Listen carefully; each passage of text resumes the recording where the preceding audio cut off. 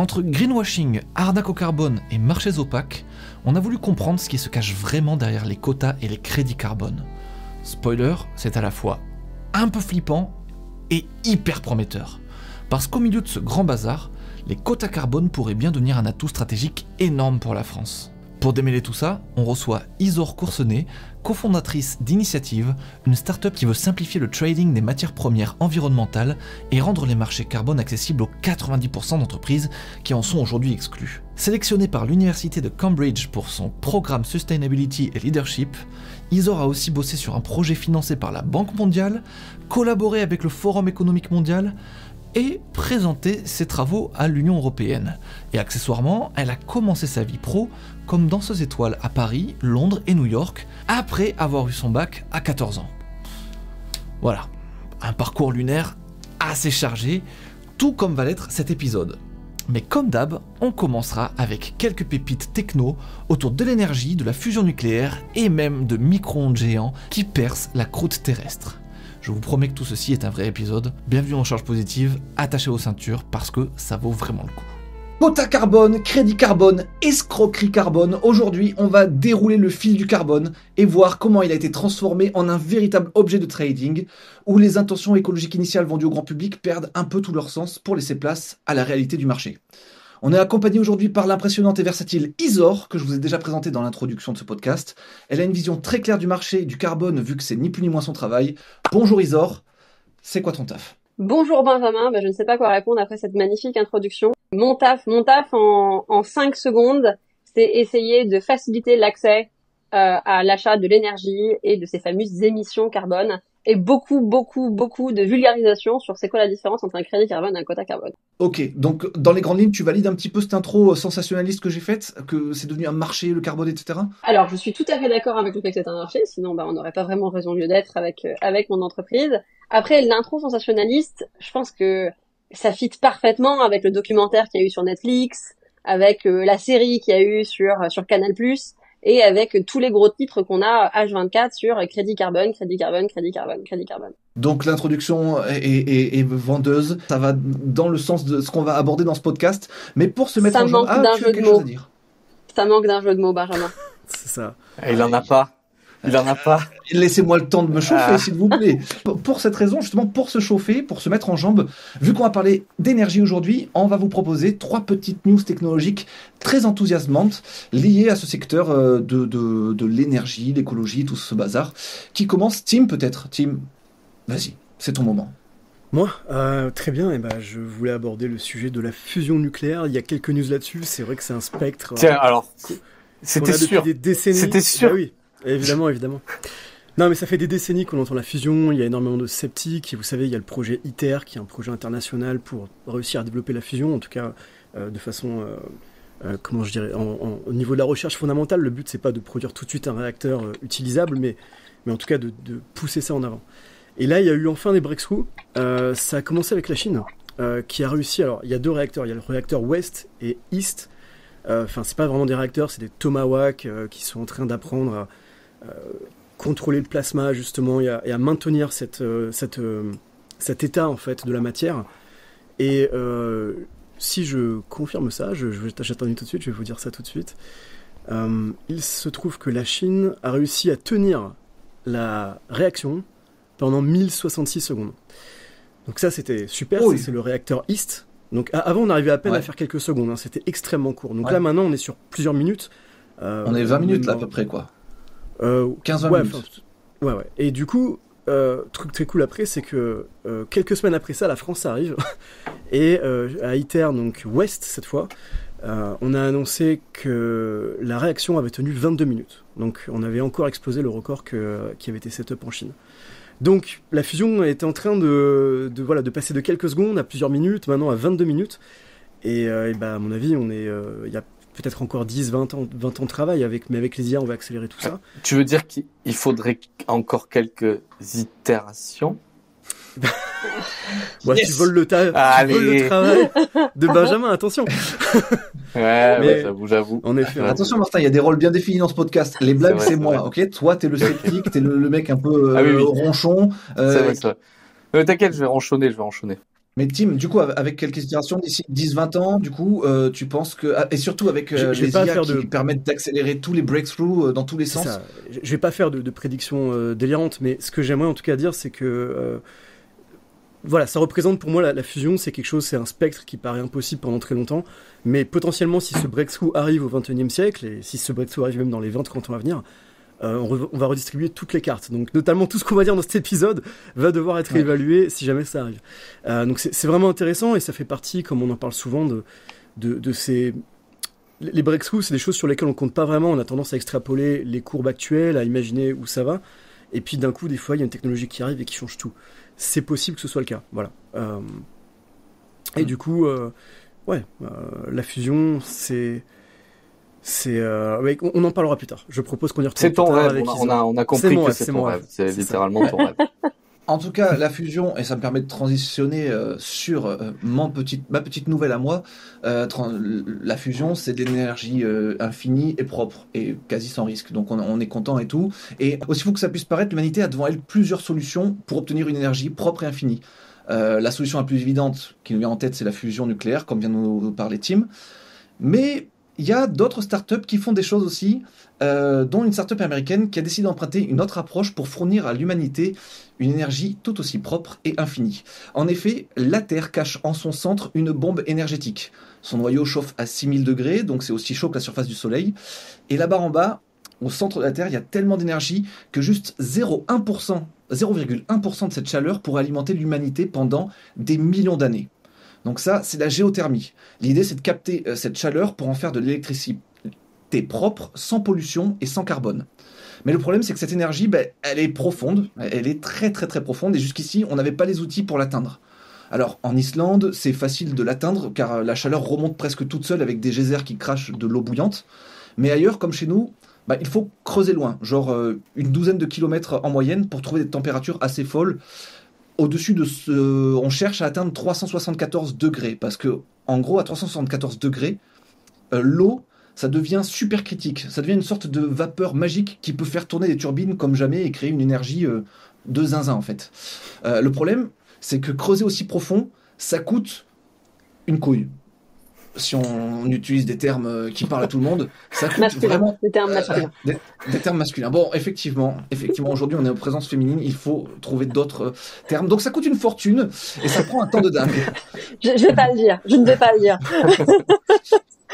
Par exemple, depuis de 3 km, c'est 6 millions de dollars et des mois de travail. Et si on passe à 6 km, ça devient d'un coup 27 millions de dollars, donc c'est presque 5 fois plus cher. Et les forêts classiques, ça fond comme du beurre sur une poêle chaude. C'est ça, puisque la roche à cette profondeur, elle est hyper solide, hyper dure à creuser en gros. Donc ça devient très très cher de creuser très profond. Et pour atteindre les températures dont on a parlé, il faut qu'on creuse 2 fois plus profond encore. Donc on imagine bien pourquoi en ce moment c'est un peu galère et on n'y est pas encore à la géothermie. Mais c'est là que Quaise Energy, donc la start-up, entre en scène avec une idée qui me fait mourir de rire, parce que au lieu de creuser avec des perceuses géantes, ils veulent du coup vaporiser la roche avec des micro-ondes. Exactement les micro-ondes qu'on a chez nous en gros, mais en version ultra badass. En gros, ils utilisent un gyrotron, c'est une machine qui balance des ondes ultra puissantes pour faire fondre et évaporer la pierre. Et ensuite, ça devient un gaz et le gaz, il est évaporé dans l'air comme ça. Je croyais qu'on était dans l'innovation, mais en fait, on a des années-lumière. Hein. Non, mais on est dans le futur. Un gyrotron. C'est ça. À 1 mètre, en fait, avec... C'est dingue. En fait. On dirait un plan de méchant de James Bond ou mais oui, Ninja. On dirait le sort de vaisseau des méchants dans Tortue Ninja, là. Oui, je suis d'accord, le truc de Krang, là, le truc de Krang. Mais vous faites vos malins, là, pour rigoler, vous foutez de moi parce que je suis quelqu'un de naïf et sympa. Mais regardez, avec les technos actuels, on a vu que c'était une fortune et que c'était impossible d'avancer et tout. Mais avec ça, on peut creuser 1 mètre par heure avec leur gyrotron de 1 mégawatt. Et donc, du coup, un trou de 1 km, ça prendrait 41 jours et ça coûterait que 75 000 $ en électricité. Et alors qu'aujourd'hui, ça coûte des millions. Donc, en gros, si ça marche, c'est énorme parce qu'on peut se mettre à creuser des trous un peu partout dans le monde. On peut même recycler toutes les usines de charbon, on peut les recycler en usines géothermiques. On creuse un gros trou là, on le branche sur les turbines qui existent déjà et boum, on a de l'énergie 24 sur 24, 7 jours sur 7, partout sur la Terre et pas que là où il y a des volcans. Donc ça tabasse. Moi, je trouve que c'est assez stylé. Le truc, c'est que pour l'instant, on n'y est pas encore. Il y a encore quelques roches dures comme le quartz qui résistent. Il y a de l'eau souterraine qui peut poser des problèmes et ils viennent tout juste de lancer leur premier test en dehors des labos. Donc il y a encore pas mal de preuves à montrer, mais en tout cas, si ça marche, c'est Comment ultra s'appelle intéressant. la startup déjà? C'est Quaise, Quaise Énergie. Quaise Et et son gyrotron. Et le Incroyable. gyrotron, oui. Moi, je trouve ça. Moi, si on peut court-circuiter la fusion, trouver ça plus rapidement que la fusion, eh ben, on aura révolutionné le problème énergétique de l'humanité avec des gros micro-ondes calés au bout d'énormes tuyaux. Ben, moi, je trouve ça hyper badass. Et voilà. Mais Dans le même registre, Pardon, vous vas-y. connaissez les nodules polymétalliques? Pas vraiment. Ah, non. si, je sais ce que c'est, mais vas-y, je t'en prie, ouais. C'est comme le gyrotron. En fait, c'est un petit peu c'est un petit peu un système similaire. Désolée, je t'ai interrompu la team. C'est des espèces de galets qui recouvrent les fonds marins. Et j'en parle parce que c'est des sources d'énergie qui sont également très très puissantes, très très potentes. Et elles sont surtout présentes sur les fonds marins qui appartiennent à des territoires français. Donc en plus, c'est des sources d'énergie potentiellement souveraines. Et il y a quelques années de cela, c'est un petit peu le même principe, c'est qu'en fait on va aller forer dans les fonds marins pour aller récupérer ces nodules. Et malheureusement, quand on fore, ça nuit également à la faune et la flore marine. Donc on avait les US qui s'étaient mis sur des plages littorales qui pourtant appartiennent à la France, du côté de la Mayotte, et s'étaient mis à forer pour récupérer ces nodules. Donc ça avait fait beaucoup de bruit à l'époque, et puis depuis on a laissé les nodules un peu plus tranquilles, mais je pense qu'il va y avoir également beaucoup d'attention là-dessus sur les mois/années à venir. Et oui.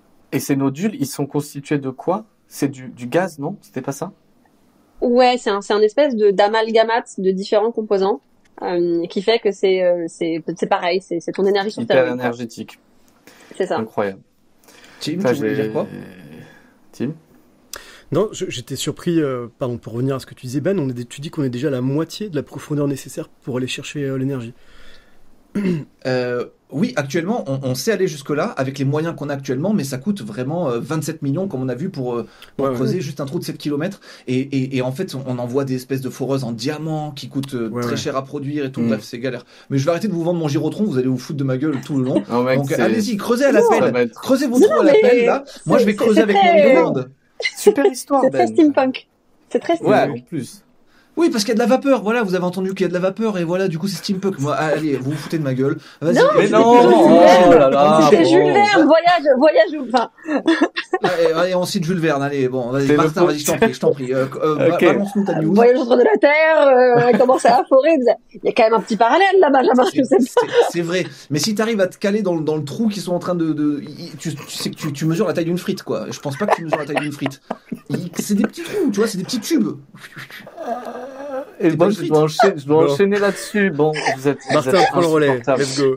Ok, Martin, ok. les frites. Alors, mais moi, je vais pas parler de frites, mais du coup, moi, j'ai 0 sur 20 parce que, en fait, j'avais complètement, alors, j'ai bien fait l'exercice que m'a demandé Ben cette fois, qui est d'écrire tu vois, un truc autour d'une news techno. Sauf qu'en fait, j'ai complètement oublié qu'en fait, il fallait parler d'énergie, donc je vais pas du tout parler de ça.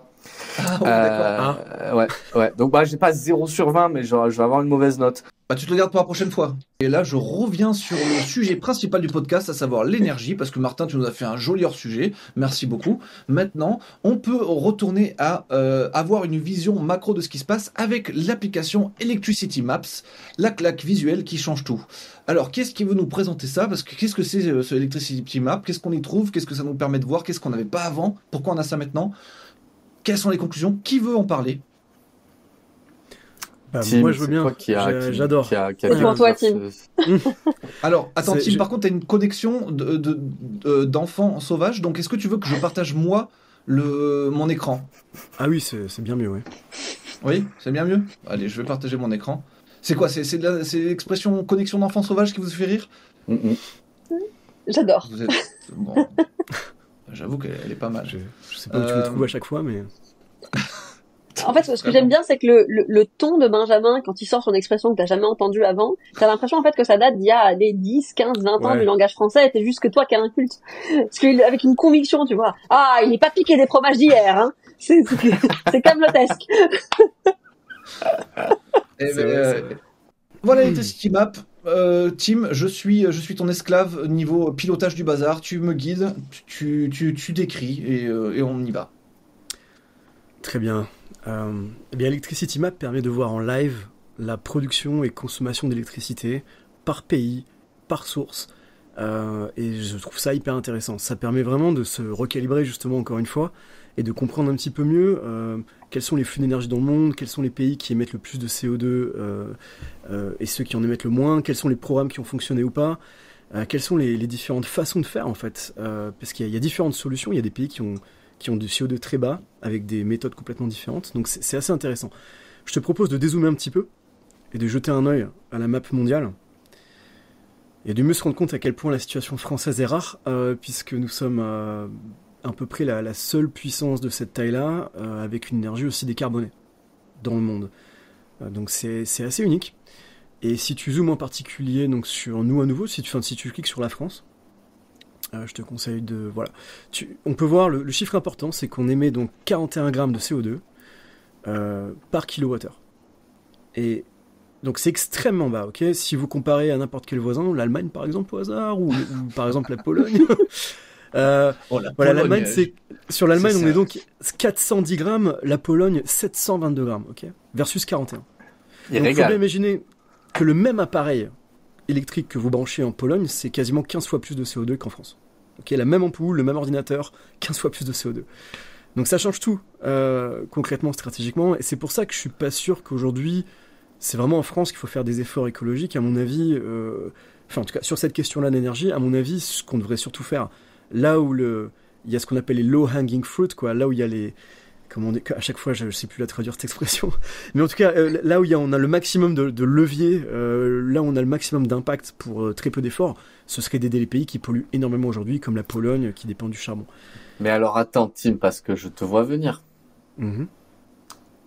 Qu'est-ce qui fait que la France arrive à avoir un taux aussi faible d'émissions de CO2? Alors si on regarde à gauche, on peut voir quelque chose d'assez intéressant. Donc, regarde Ben, si tu vas sur la France... Attends, j'ai activé trop de trucs là. J'enlève le Ouais. soleil, Ouais. j'enlève le vent. C'est quoi ce... Ok. Donc reste là, reste sur la France. Regarde, c'est assez intéressant. La France, elle a que 29% de renouvelables tout de suite en live. Hein. C'est la data, elle est live là. Donc là, il y a que 29% tout de suite là dans le mix électrique français qui vient de sources renouvelables. Pourtant, on est 95% low carbone. Ok. Maintenant, si tu regardes par exemple un pays comme l'Espagne, regarde, qui est un peu moins clean apparemment, elle a beaucoup plus de renouvelables, elle a 68% de renouvelables par rapport à nous. Mais elle est que 88% low carbone. C'est déjà très bon, c'est un excellent score. Mais ce que je veux dire, c'est qu'elle est moins low carbone, malgré le fait qu'elle ait plus de renouvelables.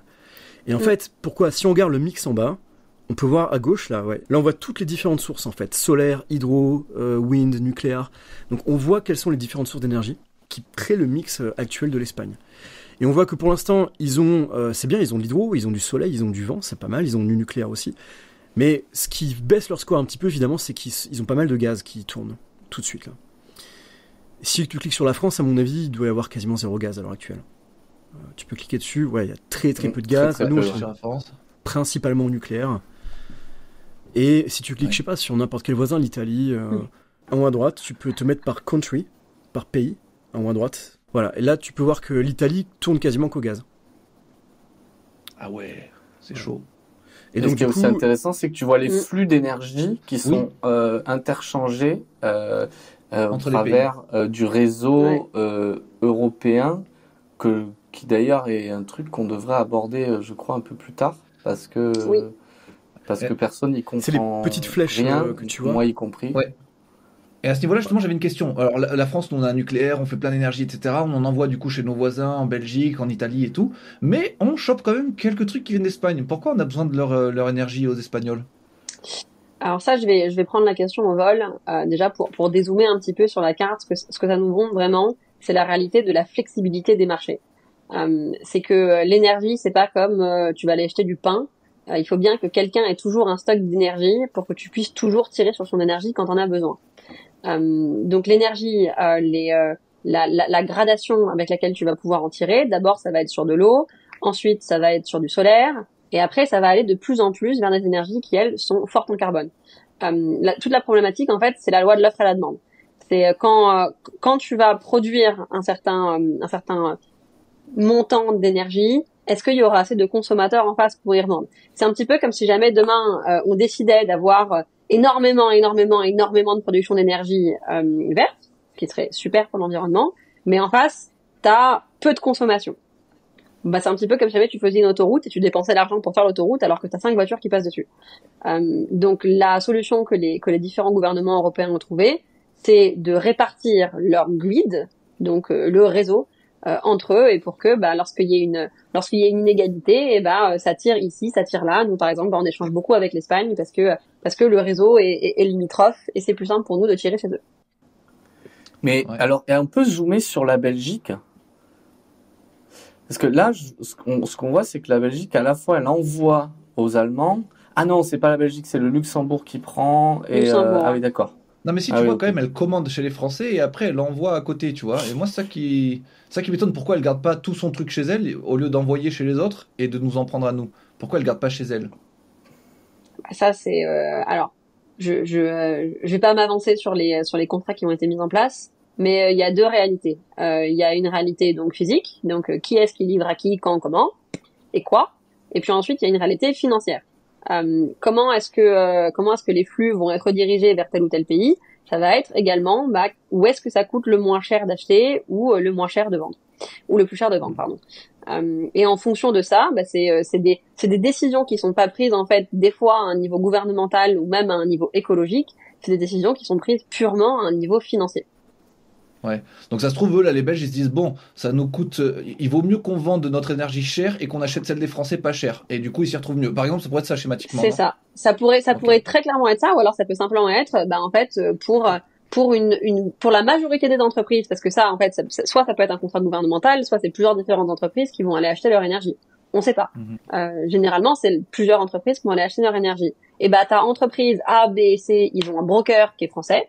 Donc le français, il va d'abord aller sourcer là-bas, ou alors elles ont un broker qui vient d'un autre pays. Et du coup, lui, il a une meilleure visibilité sur les prix et sur les signaux des prix d'autres pays, sur d'autres énergies, et donc va plutôt aller sourcer là-bas. Ouais, très bien. Je crois que ce qui peut aider un peu les gens à voir un peu comme les problématiques de l'énergie, c'est de voir ça comme de la flotte en fait que tu peux et dans laquelle tu peux pas couper le robinet en fait. C'est de l'énergie, ça circule tout le temps, peu importe. Et du coup, elle passe chez toi, soit tu l'utilises, soit tu dois en faire quelque chose, sinon elle est perdue et tout. Et donc je pense que ça crée un marché de fou quoi avec et ça crée du coup justement. Oh là, je suis fort en transition, c'est incroyable. Ça a créé cette histoire de quotas, de crédits, etc. J'imagine que si t'as trop d'énergie qui passe chez toi, tu peux la remettre sur le grid et du coup ça va te faire une sorte de crédit ou ce genre de truc. Si t'en crées toi-même, tu peux la remettre dans le système et ça te crée une sorte de crédit, ouais. Et bref, non, ma transition pue de la gueule, j'ai l'impression. Alors, je vois que se décomposer. J'aurais envie de te dire. Ouais, mais ça marche pas du tout comme ça. Putain, Par contre, c'est une très bonne idée. La flotte, ça marche pas comme ça, c'était pas ça mon buzz. La flotte, ça marche comme ça. Par contre, si jamais t'en as plus ou moins, t'as pas de crédit. Oui. Ok. L'énergie, t'en as un surplus. Si t'en as plus ou moins, si t'en as un surplus, si t'en crées d'énergie et que tu le remets sur le grid, ça te fait une sorte de crédit, non? Pas du tout. Non, pas du. En fait, c'est ça. Ce que tu décris, c'est le rôle d'un opérateur particulier qui s'appelle un TSO. Donc, tu es un TSO, tu as ta licence, ta façon d'opérer ton entreprise. Là, oui, effectivement, tu peux te permettre de faire ce travail de tac, tac, tac, tac, tac. Et leur job, c'est juste d'harmoniser en fait qui a quoi, quand, à quel moment.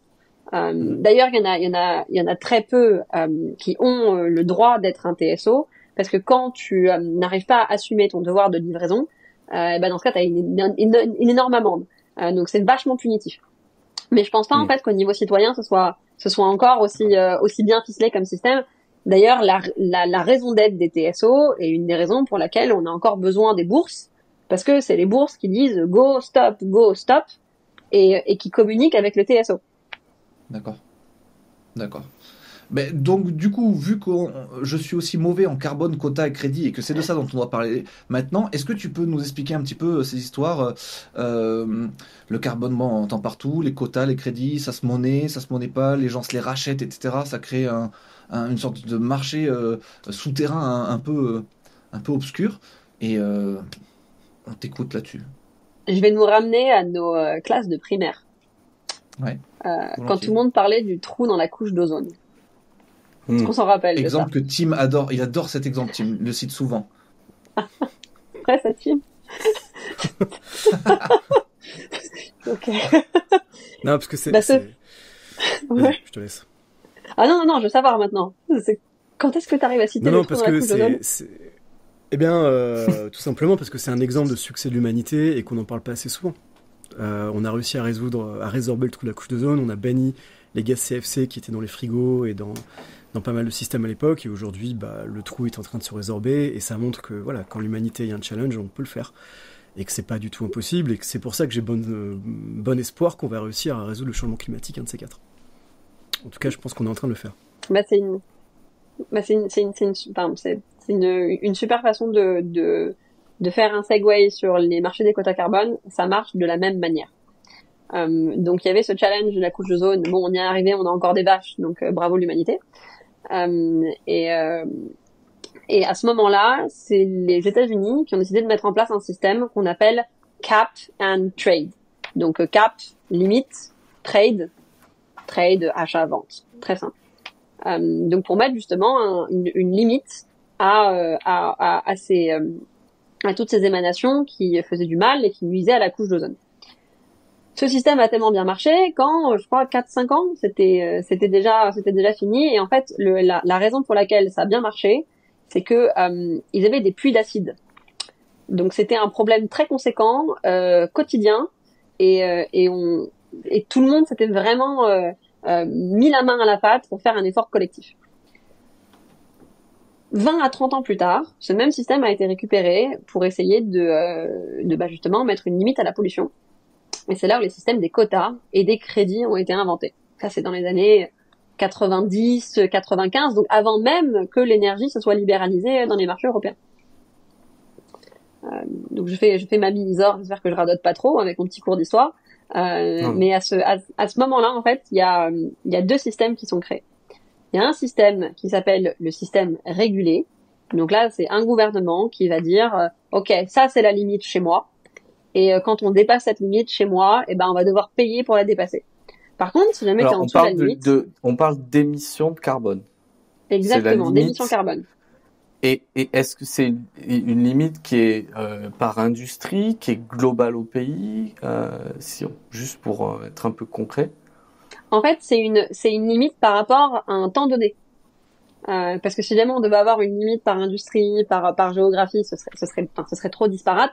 Tout ce qu'on savait et la chose sur laquelle tout le monde s'est accordé, c'est écoutez, là on pollue trop, et faut polluer moins. Donc il y a eu ce qu'on appelle des vérificateurs indépendants, donc des grandes boîtes d'audit qui sont venues toquer à la porte des industries qui sont les plus carbonées, donc qui sont les plus polluantes, et qui sont venues voir, OK, en 2004, t'as émis combien de tonnes de CO2 et assimilé. Et puis après ils ont dit, OK, 2005, tu dois en faire moins. Puis 2006, tu dois en faire moins. Et ainsi de suite, et ainsi de suite, et ainsi de suite, et ainsi de suite. Et le système fonctionne tellement bien qu'on a déjà réduit d'une grosse part les émissions carbone à l'échelle de l'Europe. Un système qui fonctionne, il a été audité plusieurs fois. Et non seulement il fonctionne au niveau de ta baisse en termes d'émissions carbone, mais il fonctionne également en termes de rentabilité. Donc il y a une étude qui a été menée sur les entreprises qui font partie de ce système-là. Et effectivement, ils sont 10 à 15 fois plus rentables quand ils décident de prendre part de façon active dans ce système. Parce que si entre 2003 et 2004, t'es un bon élève, dans ce cas, t'en as plein des permis à vendre.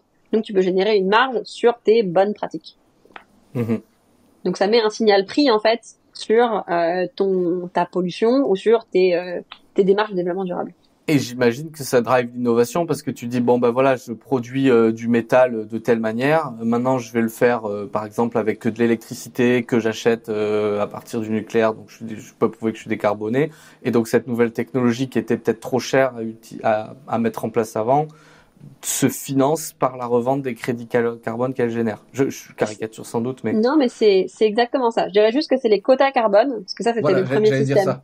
J'ai dit quoi? En fait, si tu dépenses 70% de ton quota carbone, il te reste 30% de quota carbone que tu vas pouvoir vendre du coup à d'autres boîtes qui, elles, ont peut-être fait 130%. Mais c'est pas du crédit encore, ça c'est du quota. Alors justement, tout ça, voilà, ça c'est le système c'est un gros marché qui fonctionne depuis 20 ans, et effectivement, ça marche exactement comme ça, Martin, et à deux titres, parce que je crois que c'est 50% des bénéfices de la vente de ces quotas qui retournent dans le giron des gouvernements, et plus précisément dans la Banque européenne d'innovation, qui va financer des différents produits, des projets qui, eux, ont de plus fortes chances de réussir à décarboner grâce à l'innovation. Juste la Banque européenne d'investissement, pardon. La BEI. D'accord. Oui. Petite clarification pour les gens qui nous écoutent. Est-ce que ça inclut que le carbone, donc que le CO2, sachant qu'il y a aussi des gaz comme le méthane qui, je crois, sont 20 fois plus dangereux 20 fois plus, nocifs pour l'atmosphère, en tout cas pour le réchauffement climatique. Donc, est-ce que ça inclut tout ou c'est que carbone? Ça inclut tout, hein. Il y a aussi du nitrate, il y a de l'azote, c'est vraiment carbone, c'est devenu un mot tiroir. Ok. Tirer le mauvais lot, quoi. Donc en gros, c'est tous les gaz qui réchauffent, qui ont un effet, qui participent à, comment on appelle ça, à l'effet de serre. À l'effet de serre. Voilà, pardon, merci. Ouais. Tout ce qui fait que demain t'es content, tu sors en bikini, mais dans 20 ans, moins content. Surtout pour les prochaines générations. Donc ça, c'est les quotas. Ouais. Et ensuite, c'est bien parce que ça permet de façon naturelle. J'ai une latence, c'est assez compliqué du coup, désolé. T'inquiète. Et, du coup, je me dis c'est bien parce que du coup, en intégrant du coup la variable carbone directement dans les prix, ça permet d'ajuster tout un système de façon assez naturelle en fait. Ça permet de naturellement diverger l'économie là où on veut, en tout cas de la nudger naturellement là où il faut. Donc ça me paraît assez sain et naturel. Ça récompense un comportement positif. C'est alors je vais me perdre en divagation philosophique 2 minutes, mais quand tu regardes l'être humain, la nature humaine, t'as quand même une certaine tendance à vouloir faire des choses qui te sont bénéfiques à toi. Et la grande problématique qu'on a avec le climat, c'est que moins que demain on ait un moyen de rajouter des années et qu'on se berce vraiment dans de la longévité, tu n'auras pas le problème du climat en fait. Si jamais t'as 55 ans et t'es en tête de PepsiCo. Donc est-ce que tu vas sacrifier ta top line et ta bottom line pour le plaisir de potentiellement plus tard avoir des générations qui vont pouvoir être sur une terre qui est encore fertile? L'art, c'est pratique parce que dès demain, t'as une incidence économique et dès demain, t'as un upside économique.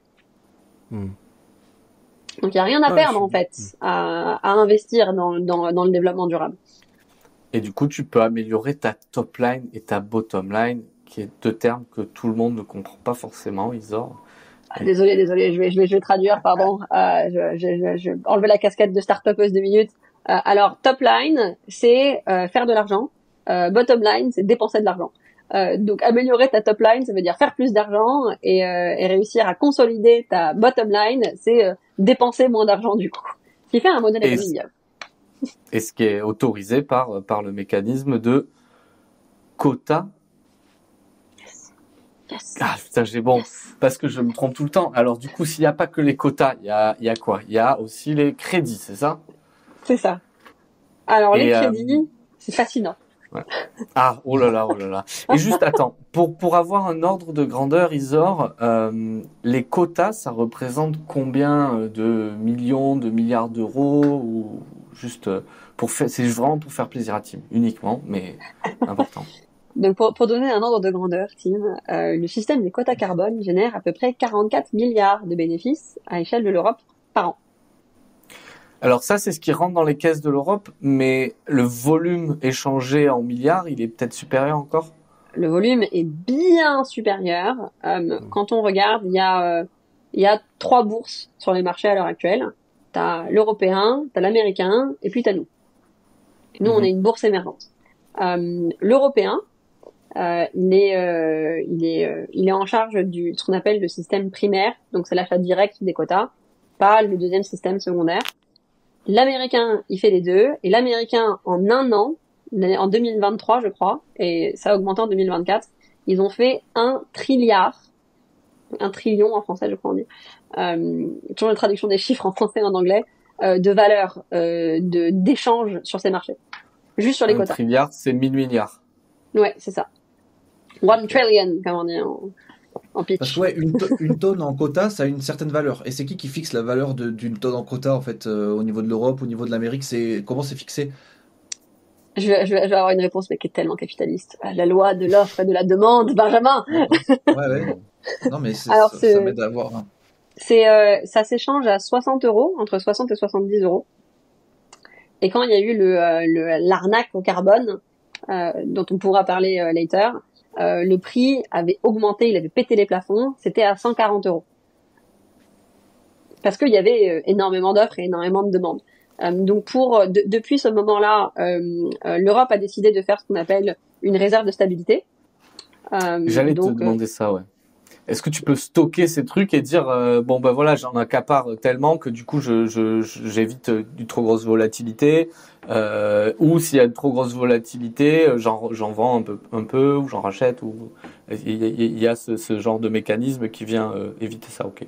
Ouais, exactement. Et puis en plus là, on est à un moment qui est super excitant sur les marchés parce que entre 2005 et maintenant, il y a environ 17 000 entreprises qui sont concernées, donc des gros industriels, des petits, des moyens, et c'était certaines industries. Et là, à partir de 2027, il y a le système de quota 2, donc ça fonctionne de la même manière, et il y a 17 000 autres entreprises qui vont être concernées, dont le secteur de l'automobile, des routes, des infrastructures. Donc ça va être encore plus impactant sur l'innovation. Tesla, par exemple, il y a un cluster qui s'est formé autour de Tesla avec Renault, Toyota, Peugeot et différentes entreprises pour réussir à s'échanger entre les différents groupes. Enfin, c'est fascinant parce que du coup tout le monde prend position parce que ils ont peur de perdre gros si jamais ils changent pas leur manière de faire. J'ai une petite question, enfin je sais pas si c'est petit, mais parce que c'est difficile à cerner un peu tout ça, mais en gros nous vu qu'en France là on pollue pas beaucoup, on est fort en carbone. Si on industrialisait beaucoup la France, si on produisait beaucoup de choses en France, du coup on aurait énormément de quotas à revendre et on pourrait se faire plein de fric comme ça parce que du coup on produit à très basse valeur carbone et donc du coup ça pourrait être hyper pertinent aujourd'hui de réindustrialiser à fond pour produire c'est ça? Ah oui, clairement. Hein. Si jamais la France a un moyen de réindustrialiser à fond, de capitaliser sur le nucléaire ou sur d'autres énergies, et de le faire tout en ayant, comme on l'a vu, on est plutôt un champion du développement durable et un modèle. Il y a gros à chercher sur les marchés internationaux. Ouais, donc c'est un vrai axe de développement, ce truc du carbone là. En fait, le quota carbone, ça peut vraiment être porteur dans notre industrie, quoi, et pour des boîtes qui se lanceraient en France, quoi. D'accord. Tout à fait. Waouh.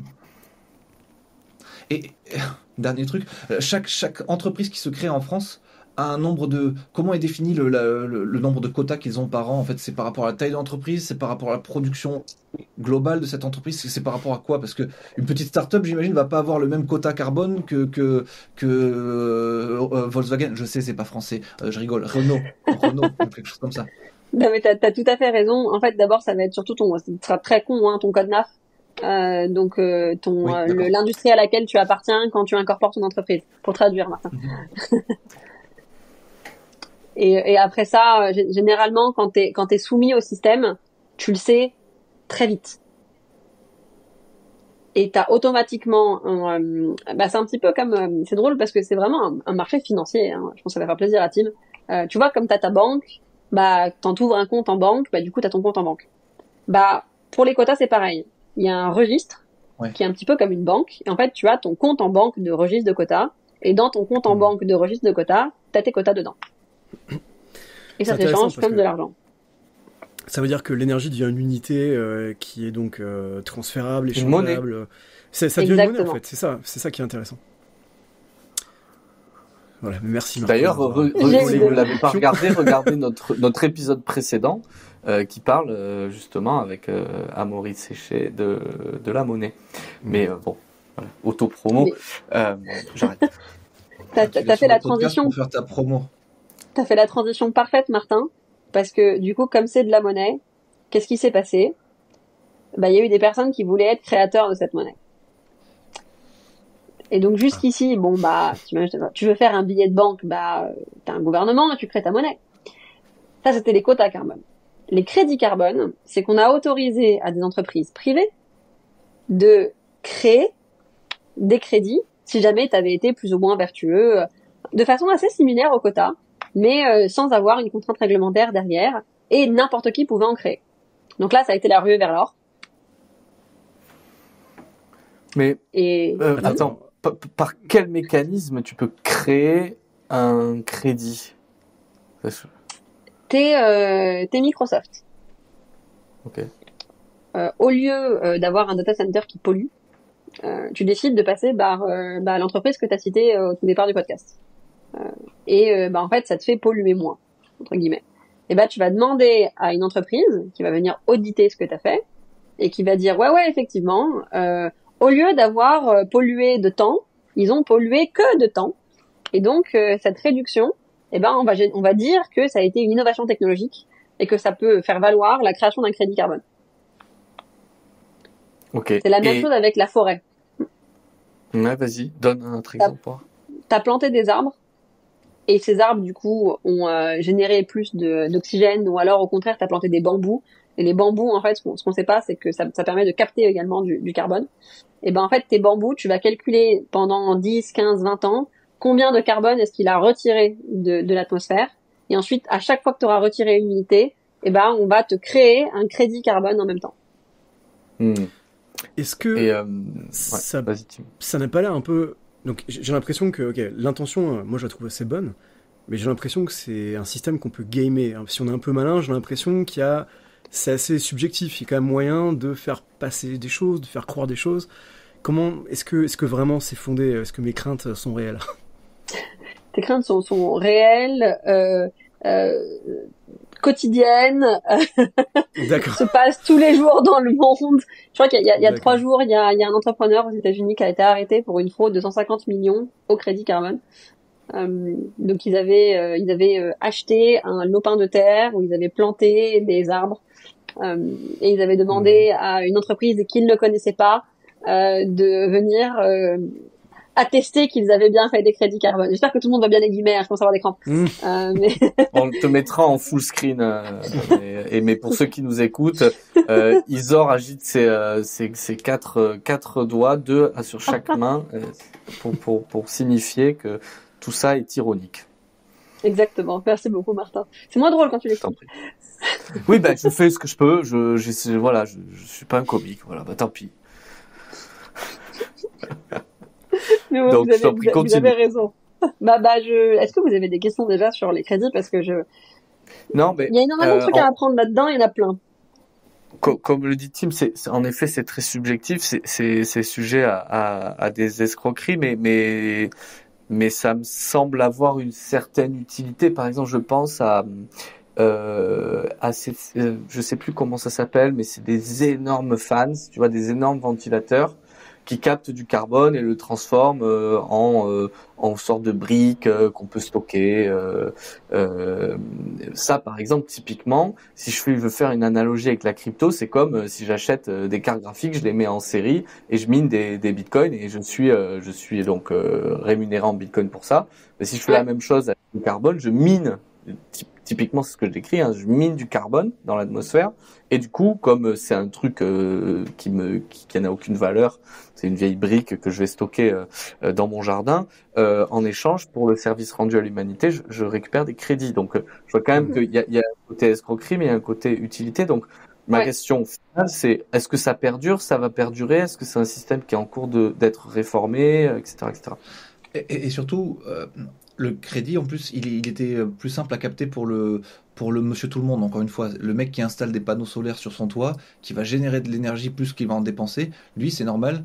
Enfin, s'il redistribue cette énergie sur la grid, C'est normal qu'il ait une sorte de crédit, en gros, que ça lui rapporte un peu de thunes, ça, non? C'est ça Ouais. le crédit, du coup? C'est exactement ça, ouais. En fait, enfin, n'importe qui, quelque part, peut créer un crédit.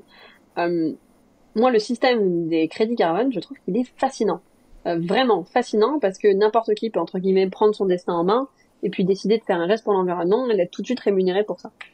La problématique, c'est que historiquement, bah, comme tu l'as dit, Tim, hein, ça a été gamifié, il y a eu plein de contournements, il y a eu des fraudes.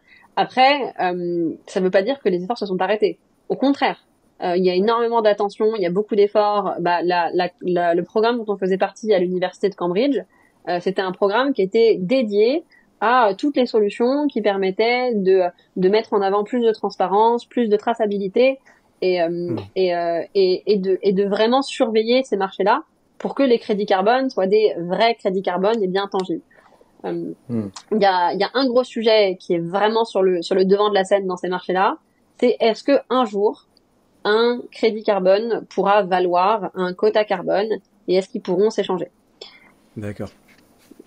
Donc de ce que nous on sait de nos échanges avec les régulateurs et même nos experts et notre propre expertise, c'est très peu de chances que ça arrive parce que quand c'est arrivé, les crédits carbone factices ont commencé à casser le marché du carbone qui lui était régulé. Ouais, logique. Exactement, parce qu'en plus le signal prix était différent. Donc le crédit carbone, c'est encore un petit peu le Far West, un peu comme la crypto. C'est pour ça que c'est très intéressant. Tu peux avoir un crédit qui est à 2 euros la tonne, comme à 15 euros la tonne. Et en fait, ça dépend du vintage, de la façon dont il a été fait.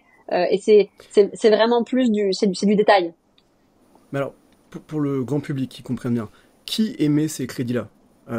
Qui décide d'attribuer un crédit? Par exemple, tu fais un claim, tu dis moi j'ai fait une économie de carbone. Qui doit-on voir pour ça? Alors, pas donner de mauvaises idées des gens, mais t'as 3 acteurs. Le premier acteur, Attends. ça va être le... Alors, ouais. C'est quoi? Attends, tu me permets, on va faire une blague. J'arrive, bouge pas. Ce qui va vraiment non, mais c'est un je crédit. sais très bien ce qu'il va faire. Non, mais si aujourd'hui tout le monde se va faire des blagues, On va je faire- me Il va casse, sortir moi. son truc de... Ok, imaginons que je suis là. Non, mais comme ça, ça nous ferait un petit truc marrant. Ok, donc, imaginons, voilà, j'ai planté mes arbres, tu vois, j'ai mon bonsaï, je veux claim. Là, il y a 500 grammes de carbone qui ont été capturés par ce bonsaï. Je veux claim ça. Je vais voir je demande à qui me donne mes thunes. Alors, la première chose que tu veux faire, c'est que ça ait une valeur. On est d'accord? Faut que ça ait une valeur probante, comme on appelle ça. Bon, bah, pour que ça ait une valeur probante, faut que tu ailles parler à un standard. Un standard, c'est un organisme qui va venir chez toi, qui va regarder ton bonsaï, qui va faire, oui, effectivement, ce bonsaï est un vrai bonsaï, il est bonsaï bien. D'accord. Tu as le droit à 4 crédits carbone. Et puis après, voilà, il va te faire un petit papier avec écrit bonjour. Donc tu vas avoir ils vont t'ouvrir un compte dans le registre. Et dans le compte dans le registre, tu auras écrit Tim Soret, le 5 janvier 2025. Son projet c'est Bonsaï Carbone. Et effectivement, il a décarboné de temps. Et puis du coup, il a 3 crédits carbone. Voilà. Très bien, d'accord. Oui, mais c'est qui ce con-là, là, qui vient, là? Moi, je le connais pas, tu sais. Je le connais pas, il est payé par qui? Et moi, je peux te sortir les papiers que tu veux. Non, mais j'en ai marre. J'en ai marre de c'est quoi ce bazar, là? C'est qui? Est-ce qu'il y a l'État derrière? Alors justement, il n'y a pas l'État derrière. Ce sont des entreprises privées. C'est ça la beauté de la chose, ou pas. Et en fait, t'as différents standards. Donc comme c'était un marché vraiment Far West, bah t'as eu le standard Gold, parce que Gold label. T'as eu le standard ensuite Vera, parce que c'est la vérité. Après, il y a eu ICROA. Là, on commençait à se perdre dans les acronymes, parce que bon, il fallait différencier. Et puis, t'en as plein. Ok. Plein de standards. Voilà, une myriade. Il y en a qui ont cherché à mettre des standards sur la blockchain, en disant, bah, comme c'est sur la blockchain, bah, ça veut dire que le crédit carbone, c'est un vrai crédit carbone. Mais non, le problème se situe pas sur, c'est comme dans l'IA, garbage in, garbage out. Mais qui va décider du prix? Moi, ça me flingue. Alors là, j'ai un blackout dans mon cerveau. Mais moi aussi. Martin, et qui va payer? Qui va payer? Qui décide du prix? Moi, je vais t'en signer à 200 balles tes 4 grammes de bonsaï, Tim. Mais alors, c'est encore moi qui paie avec mes impôts, c'est ça? Alors, t'es en train de parler de la merde. T'es en train de je pars à Dubaï si ça continue. Non, mais quand on regarde les JO, le gouvernement français a acheté des crédits carbone du même montant de ce qui aurait été la pollution des JO. Donc là, oui, effectivement. Mais ils se sont assurés que c'était des crédits carbone de bonne composition et qui avaient été vérifiés et validés par une entreprise qui était française. Je pourrais pas t'en dire plus. Mais ça, c'était un cas d'école gouvernementale. Sinon, généralement, ça va être Meta, ça va être Microsoft, ça va être Amazon, qui sont pas soumis au système des quotas, parce que c'est des boîtes tech, donc elles ont rien à voir avec l'industrie. Même si je pense que les boîtes tech, avec l'IA, dans 5 à 6 ans, le prochain système ETS, c'est pour eux. Et eux, par contre, pour quand même essayer quand même de faire un geste vers l'environnement, ils vont acheter des crédits. Donc généralement, c'est Microsoft qui a demandé à Team son crédit Bondi. Mais ils les achètent pour s'acheter des points de vertu ou ils les achètent pour une utilité commerciale, économique Point de vertu. À l'heure actuelle, vraiment point de vertu. Hein. Le crédit carbone, personne ne te force à l'acheter. C'est le quota que tu dois acheter. D'accord. Hein. Ok, c'est pour se relustrer l'image en fait. Pour l'instant, c'est ça, sa pure valeur, c'est juste ça quoi. Ou faire un geste pour l'environnement si on leur prête des meilleures intentions. Ouais. Mais donc, j'imagine que Ouais, vas-y, Ben. Mais énormément d'entreprises. Je sais que Apple, par exemple, essaie d'être carbone neutral d'ici 2030 ou des choses comme ça. Donc, j'imagine qu'en fait, plus elles arrivent à prouver ça, plus elles créent un réseau de trust là-dessus avec différentes certifications, etc. Plus elles peuvent se permettre de communiquer là-dessus et d'avoir l'air crédible sur le sujet et donc de pouvoir en profiter en termes d'image et d'apparaître comme un leader sur le sujet, sur l'écologie, tout ça. Donc, je pense que c'est un intérêt. Aujourd'hui, les gens, ils achètent... ils sont intéressés pour acheter des choses clean. Si demain, je vous propose un avion qui fait 10 fois moins d'émissions, je pense que ce serait intéressant. On serait tous prêts à payer 10 balles en plus ou 20 balles en plus son ticket, éventuellement. Donc, il faut avoir le tarif. Donc, je pense que... D'accord, ouais. Je pense que la façon dont ça fonctionne, c'est qu'il faut que ça ait un intérêt pour l'entreprise quand même. Mais comme tu disais, ça a l'air d'être assez rentable pour une entreprise d'implémenter ces systèmes-là à la fin.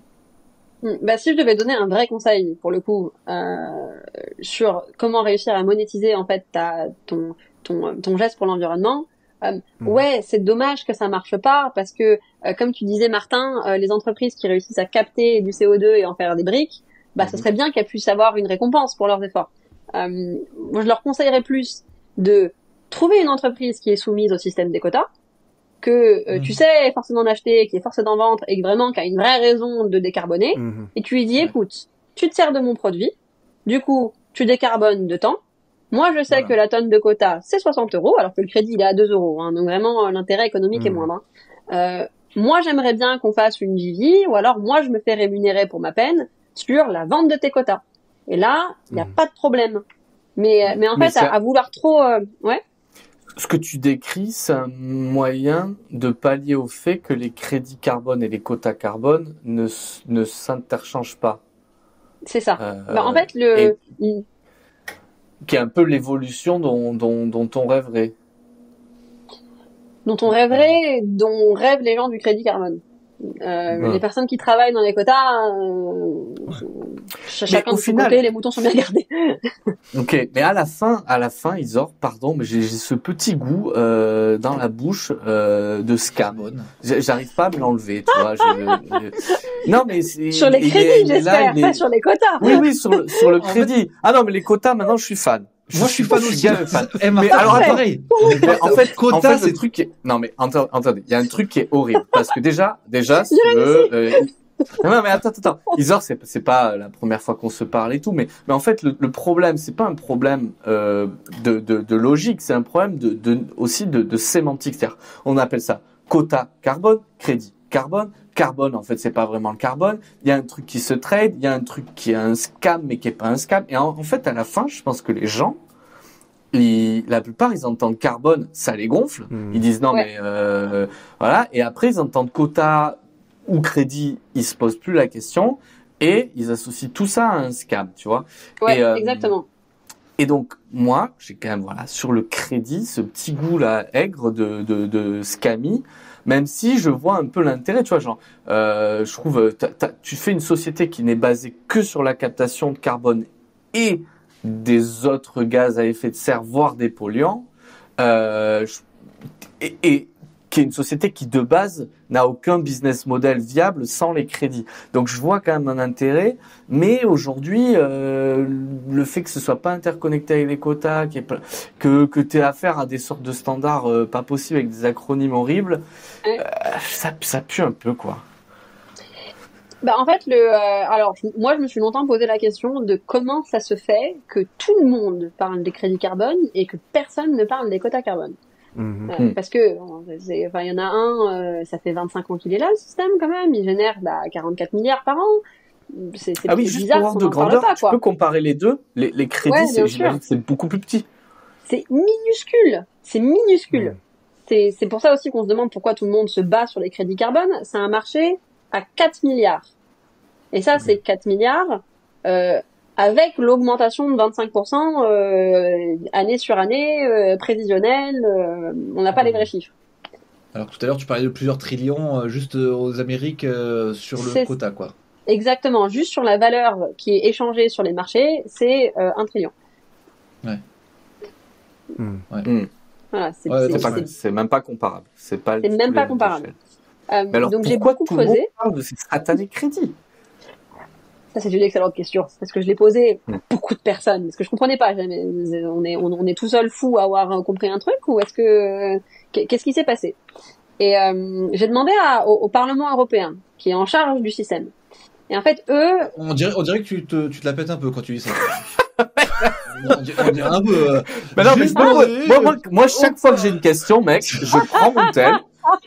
J'appelle le Parlement européen et c'est que ça, quand même, j'ai les réponses à mes questions, tu vois. Et ça, bordel, qu'est-ce que... Allô, Parlement européen. Alors, j'ai pris un billet de train, je pointais à Bruxelles, il faisait froid, c'était chiant. Okay. Ah, ok, mais c'est pas glamour, finalement. Non, c'était pas pour m'appeler. Non, c'est... Ça sonne vrai, ça. Bah écoute, j'ai ouvert le journal, j'avais acheté mon journal 3 € et j'ai lu mon journal et j'ai pas eu de réponse, Benjamin. Eh mais merde. Non, donc tu les as appelés. J'y suis allée, je leur ai demandé s'il vous plaît, est-ce qu'on a le droit de vous poser des questions, très très humblement, parce qu'on aimerait bien avoir des réponses, encore une fois très très humblement, et s'assurer qu'on n'est pas en train de casser des trucs qu'on n'aurait pas envie de casser. C'est dans la réalité des choses, c'est vraiment très très loin d'un ego trip. C'est plutôt essayer de venir comprendre au cœur du rouage quel est le système qui leur a fait créer ce machin-là et à quel point est-ce qu'on a le droit ou pas d'interagir et de toucher avec. C'est un petit peu sacré. Et surtout que ça génère beaucoup de valeurs économiques et en plus ça a un lien avec les banques européennes. Enfin bon, bref, faut faire attention quoi. Et leur réponse a été également ils se sont étonnés de à quel point est-ce que les crédits ça a plus pris que les quotas et c'était surtout là-dessus que je voulais arrêter l'anecdote parce que c'était ça que je trouvais marrant. Il y a un groupe de chanteurs, je crois que c'est Linkin Park, qui a fait une tournée genre il y a 10 à 15 ans en disant les bénéfices iront dans l'achat des crédits carbone. Et du coup tout le monde s'est dit parce qu'ils ont fait un gros coup de pub dessus, bah voilà, on va tous acheter vert et c'est génial les crédits et c'est là où la confusion est née. Donc c'était juste le côté Linkin Park Parlement européen que j'avais envie de souligner, Benjamin, mais non, j'ai rangé mon ego. Attends, elle fait quand même des anecdotes très très vénères. Là où tu cales l'Union européenne, Linkin Park, enfin Parlement, etc. Non mais c'est très intéressant. Le croisement Union européenne. Ouais, franchement, pas tenté personnellement. C'est un croisement. C'est un peu, non mais très réussi. Mais donc du coup, Tu vas encore dire que c'est un scam le crédit, Martin, c'est bon, tu l'as dit 17 fois déjà. Est-ce qu'on peut passer à la suite? Passons à la suite. Allez. Ok, la suite du coup, vous cherchiez tout à l'heure une manière... Vous cherchiez qui aurait la question disruptive du podcast. Ça va être moi, je le sens. Tout à l'heure, ma transition était à chier, mais là, je le sens. Tous ces trucs-là, crédit, quota, etc. Voilà, on a vu que c'était un énorme marché. Il y a des choses qui se passent là et tout. Et quand la fusion de team arrive et que du coup, on a une énergie illimitée et propre et décarbonée, on n'en a plus rien à foutre en fait, des quotas, des crédits, on n'en a plus rien à faire de tout ça, donc tout ça, ça passe à la trappe. Et donc du coup, peut-être ta start-up aussi, Isor. Oh, mais c'est horrible tout ce qui se passe là. C'est horrible. Alors du coup, est-ce que du coup, ma question un petit peu conspirationniste, c'est est-ce que du coup tous ceux qui se font des mailles pas possibles justement sur ce marché du carbone vont voir d'un bon œil les arrivées technologiques? Est-ce qu'ils vont pas justement lobbying et compagnie dire non non c'est bon la fusion on n'en veut pas, c'est bon ton turbotron gigatron je comprends maintenant pourquoi tu te foutais de ma gueule en début, c'est parce que t'y voilà, t'as des mises. Mais tu as, Benjamin, tu m'as démasqué. Ouais. Les masques tombent, les masques tombent. Tu me laisses 1 heure avec quelqu'un, je lui fais tomber ses masques. Dans un jeu de Scooby-Doo. If it wasn't for you meddling kids, I would have gotten away with it. Alors, il se passe quoi là? Il se passe quoi si la fusion arrive? J'ai 2 façons de te répondre. La première, c'est une façon très très marketing. Mon business, c'est d'être out of business. Ça, c'est la première. Fine, ok. La deuxième, c'est que c'est génial la fusion, mais entre le moment où tu vas dire à ton industriel qui est dans la Creuse, écoute, il faut que tu installes un réacteur à fusion et t'inquiète pas, ça va pas exploser, et qu'il te pose ces 1000 questions avant de l'installer, on a du temps. Et la troisième, c'est, tu as raison, nous, notre leitmotiv, c'est la technologie, qui est, dont on pourra parler sur une autre fois si jamais ça vous intéresse, qui elle permet de faire du marché des intermédiaires. Donc c'est même pas juste le quota ou le crédit, on s'en fout, techniquement on pourrait trade n'importe quoi. Tant qu'il y a une réalité physique et une réalité financière, on a besoin de connecter les deux de façon peu chère, rapide et avec un prix qui correspond plus à un producteur plutôt qu'à un mec sur un trading floor dans une banque.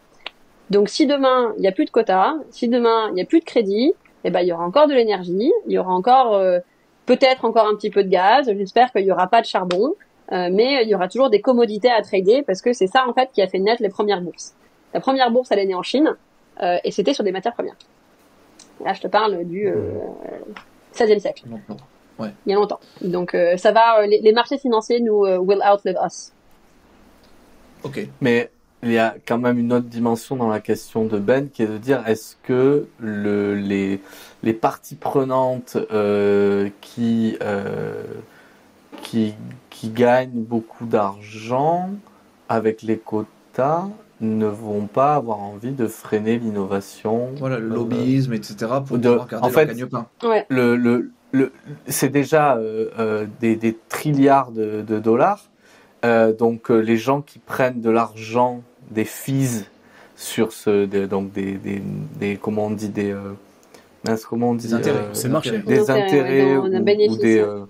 Des bénéfices sur ce marché-là, ils vont dire ouais, bah, j'avoue, si demain la France elle passe tout électrique et à la fusion, j'ai pas trop intérêt à ça. Mais moi je peux répondre pour nous. Parce que c'est là où s'arrête ma responsabilité morale. Je peux pas répondre pour mon voisin.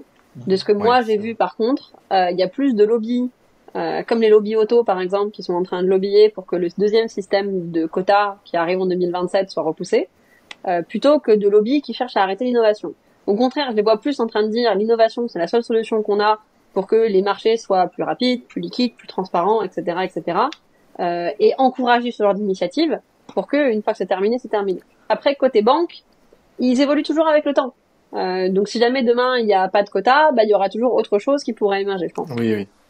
Et mais là, ce que tu dis, c'est que la tendance, au final, c'est plutôt, en tout cas dans l'automobile, qui est pas une petite industrie, elle est plutôt de dire, laissez-nous avoir des quotas, ne nous obligez pas à aller vers une technologie ou une autre.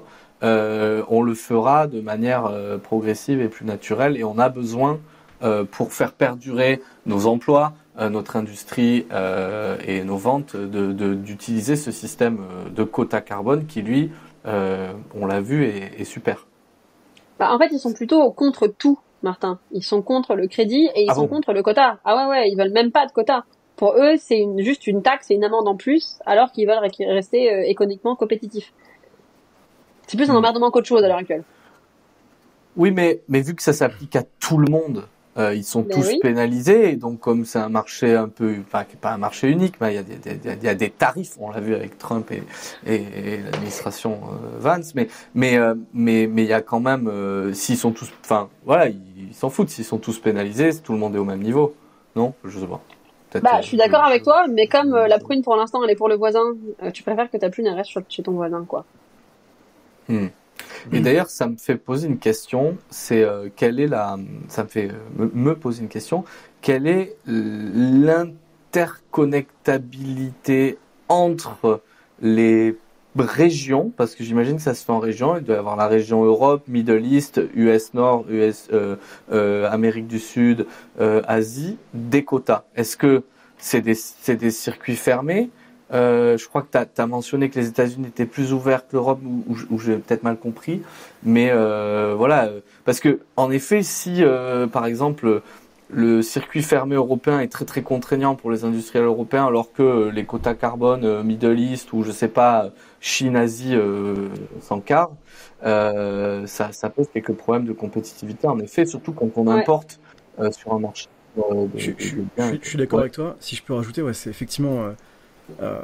Qu'est-ce qui fait qu'un acteur a intérêt en fait à faire partie du système?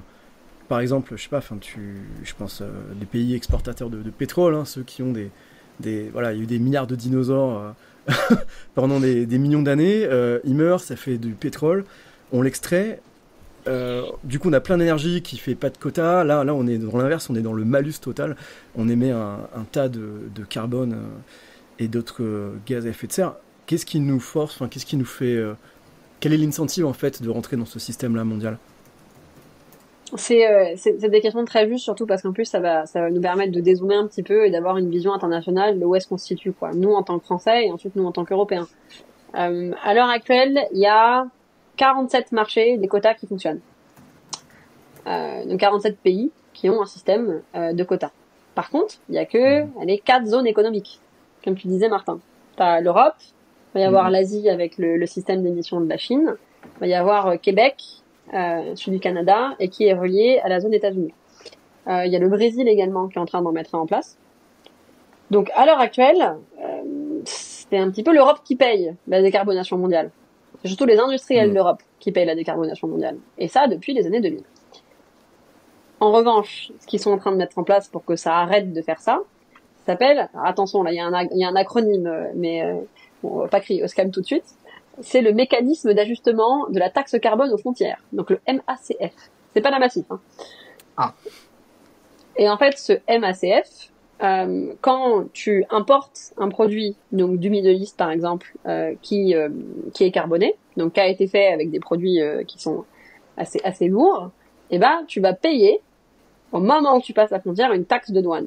Et ta taxe de douane, elle est indexée sur le prix du quota européen. Sauf si le pays dont tu viens, eh bien, ils ont un système qui est domestique de quotas. Pas de crédit, mais de quotas. Auquel cas, là, tu payeras le prix chez toi. Donc l'idée, c'est de progressivement les forcer à mettre en place leur système aussi. Ok. Donc on est quand même parce que alors ce que vous savez pas, c'est que là Ben est en train de stresser parce qu'on a une limite de temps au podcast, sinon les gens après décrochent. Voilà, vous pouvez le voir. Et donc du coup je me risque à proposer d'ores et déjà une petite conclusion. Mais donc est-ce qu'on peut conclure que les crédits carbone, ça a un goût bien scammy, toujours, mais que les quotas carbone, c'est un système vertueux en devenir, où il y a plein encore d'innovations à voir, qui devrait perdurer pendant encore de longues années, jusqu'à ce qu'un jour on atteigne la plénitude de la fusion nucléaire tant recherchée. Est-ce que je résume bien? Tim, oui. Je sais que tu as des problèmes de latence depuis le début, donc ce podcast, tu n'as pas trop pu en placer certaines. On t'a eu plus silencieux que d'habitude. Là, j'ai vu que tu voulais aussi en placer une. Je t'en prie, je fais de la place. Le temps que ta latence se calme, je calme les deux là, avec leur bottom et leur top line, là, machin. Vas-y, insère-toi entre la bottom et la top line, Tim.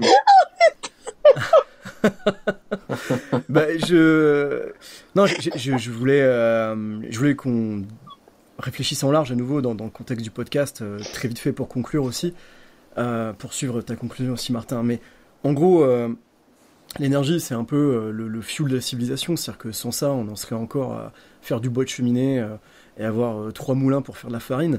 Donc c'est pas si aujourd'hui on bénéficie d'un tel confort de vie, c'est parce qu'on a énormément d'énergie derrière nous. Et je trouve ça intéressant que aujourd'hui, il y a énormément d'anxiété autour du carbone et beaucoup de gens ont l'impression qu'il se passe rien, que les gens font rien, que les politiques ne foutent rien. Enfin, il y a vraiment cette espèce d'idée ambiante comme ça que tout est assez à la traîne. Mais on voit bien que des gens travaillent là-dessus, qu'on essaie d'implémenter des mécanismes dans l'économie pour essayer de bouger tout le système mondial vers une économie plus verte, plus vertueuse, en tout cas, qui fonctionne mieux qui peut résoudre le changement climatique en tout cas.